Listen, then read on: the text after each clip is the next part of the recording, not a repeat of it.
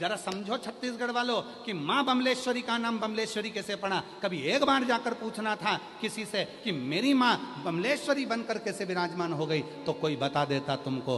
विजया मां पार्वती जी की सहेली ने तुमरुका जी से पूछा था कि हे तुमरुका जी, आप हमें बताओ कि पार्वती को शिव कैसे मिल सकते हैं, शिव कैसे मिल।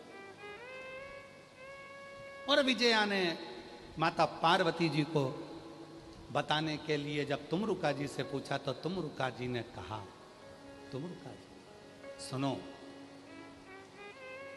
विजया, ए विजया,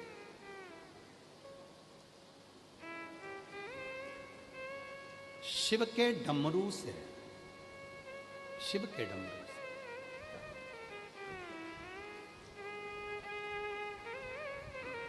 शिव के डमरू से विजया, शिव के डमरू से जो नाद निकला उसमें एक शब्द है, और उसमें एक शब्द है बम। यदि पार्वती शिव को प्राप्त करने के लिए स्वयं बम के नाद में जल समर्पित करे और बम के नाद के साथ ही शिव को रिझा ले तो उसको फल मिले।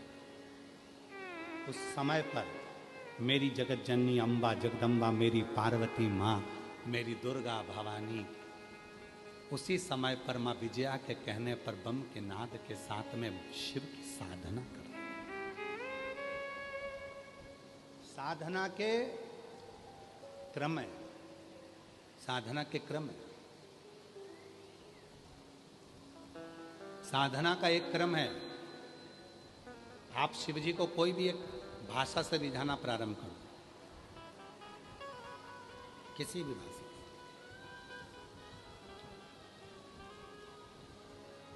आपके पास कुछ नहीं तो गल डमरू बजाना प्रारंभ कर दो। आता है गल डमरू बजाना? जम के तो बोलो जरा, आता है सबको? गल डमरू शिव को प्राप्त करना, मुख से निकलना चाहिए स्वर ओम का, और गल का डमरू बजना चाहिए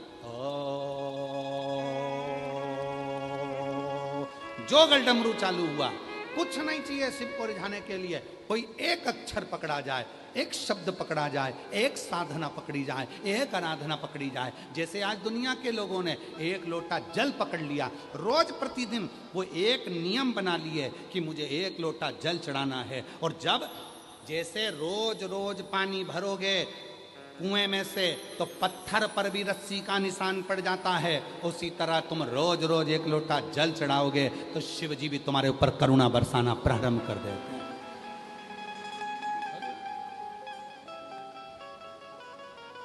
मां पार्वती जी ने बम का नाद किया और शिव के लिए साधना करना प्रारंभ कर दिया। तीन परीक्षा ली गई, तब जाकर माता पार्वती का नाम बमलेश्वरी हुआ। कितनी परीक्षा ली है? जम के बोलो जरा छत्तीसगढ़ वालों, 3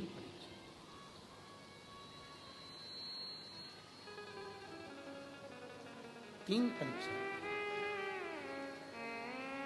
पहली परीक्षा माता पार्वती जी की थी। शिव जी एक बच्चे का रूप लेकर आ गए। बच्चे सरोवर के तट पर बच्चा साइड में था, एक मगर तेजी से आ रहा था, बादल गरज रहे थे, बिजली चमक रही थी, गर्जना भयंकर हो रही थी, श्रावण का महीना था, खूब पानी गिर रहा था। पार्वती जी को बच्चे के रोने की आवाज आई। 3 परीक्षा दी है, तब जाकर मां पार्वती का नाम बमलेश्वरी पड़ा है। थोड़ा ध्यान देना, बहुत छत्तीसगढ़ वालों, कोई तुमसे पूछे तो तुम्हें जवाब देने के लिए बहुत जरूरी है कि मेरी मां बमलेश्वरी का नाम बमलेश्वरी कैसे पड़ गया। 3 परीक्षा में पहली परीक्षा मेरे भोलेनाथ बच्चा बन गया। मगर आ रहा है। माँ पार्वती जी जल भरने के लिए जा रही थी और उनको बच्चे के रोने की आवाज आ गई। विजया, ये विजया। विजया ने कहा, क्या पार्वती क्या हो गया? विजया, कोई बच्चा रो रहा है, कोई बच्चा। विजया ने देखा कि सरोवर के तट पर एक मगर बच्चे को पकड़ने के लिए आ रहा है और बच्चे को पकड़ रहा है। पार्वती जी दौड़ कर गई, बच्चे को गोदी में उठा लिया। मगर के अंदर से आवाज आई, ए स्त्री नारी कौन हो तुम? बच्चे को छोड़ो, ये मेरा भोजन है, आज का भोजन मेरा यही है। अगर मैं भूखा रह जाऊंगा तो मुझे कल भोजन मिलेगा, आज मेरा भोजन यही है, तुम मुझे भोजन।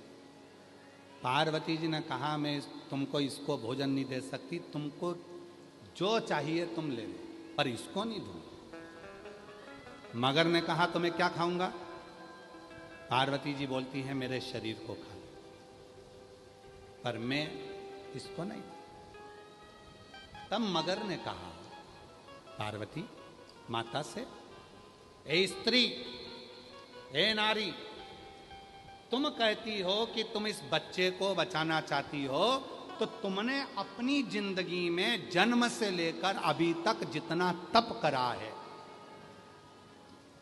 कहते हैं माता पार्वती जी ने सहस्त्र हजारों वर्ष का तप किया था शिव को पति बनाने के। हजारों वर्ष।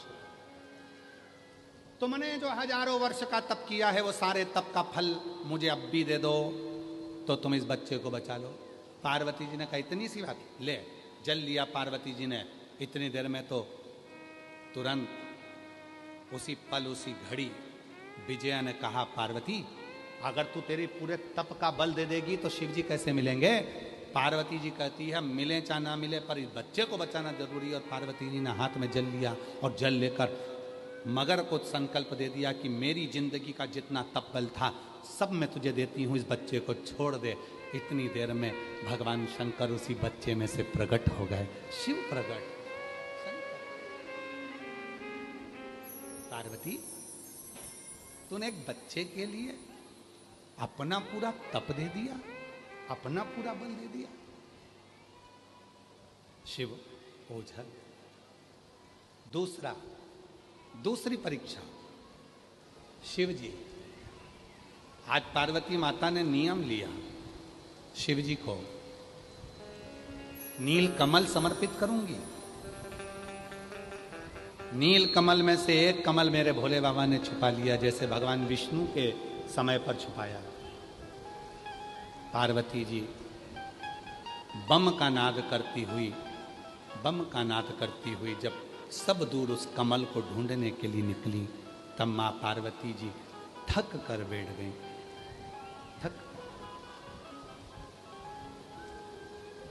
इतनी थक गई मां पार्वती जी, आज से माता पार्वती ने अन्न त्यागा, भोजन त्यागा, फल त्यागे, सब त्यागा। पार्वती जी का शरीर नीला पड़ने लगा। आज पार्वती जी ने कहा, बाबा नील कमल तो नहीं मिला, पर मेरा शरीर जो नील पड़ा है वो मैं उसको समर्पित करती हूं। शिव फिर प्रकट हो गए। शिव फिर तीसरी परीक्षा माता पार्वती जी की। तीसरी परीक्षा, एक वृक्ष में आग लग गई, उसमें एक तोते का छोटा सा अंडा रखा हुआ था, उसमें छोटा सा बच्चा था। पार्वती जी जब जब वहां से निकलती थी, वो उस तोते के अंडे को देखती थी और उसमें वो बच्चे को देखती थी, बड़ी खुश होती थी। आज उस वृक्ष में आग लग गई, उस वृक्ष में। और वृक्ष में आग लगी, इतनी देर में तो पार्वती मैया बड़ी दुखी हो गई, इस बच्चे को कैसे बताया जाए। विजय ने कहा, पार्वती तुम्हारे पास बचाने के लिए कुछ भी नहीं है, यहाँ तो जल भी नजर नहीं आता, ये वृक्ष से बच्चा कैसे बचेगा। माता पार्वती जी ने अपना आंचल लिया और आंचल लेकर बम कहकर जो छोड़ा वो आंचल गया, उस तोते के बच्चे पर रखा गया। जैसे ही रखाया पूरा वृक्ष अग्नि से मुक्त हो गया और अग्नि से मुक्त होते से वो बच्चा बच गया। तब शिव जी प्रकट हुए। 3 परीक्षा में पास होने के बाद भगवान शंकर ने कह दिया, ए पार्वती, तूने मेरे डमरू के नाद में से बम को लिया है और उस बम शब्द को लेकर तूने मेरी साधना करी है। आज से तेरा नाम बमलेश्वरी होगा, जो जगत का कल्याण करने वाली, जो जगत का कल्याण करने वाली होगी। किसी के जीवन में कोई ताप की अग्नि है जी, किसी के जीवन में कोई दुख की अग्नि है, सुन बमलेश्वरी, तेरा दर्शन करने से जीव का कल्याण होगा, वो ताप, वो अग्नि समाप्त होगी। किसी के जीवन में कोई संतान का दुख है, कोई कष्ट है, सुन बमलेश्वरी, तेरा दर्शन कर कर लोग उस सुख को प्राप्त करेंगे। किसी के जीवन में अगर कोई कष्टप्रदता है, बमलेश्वरी का नाम ही जीवन में कल्याण करने वाला है।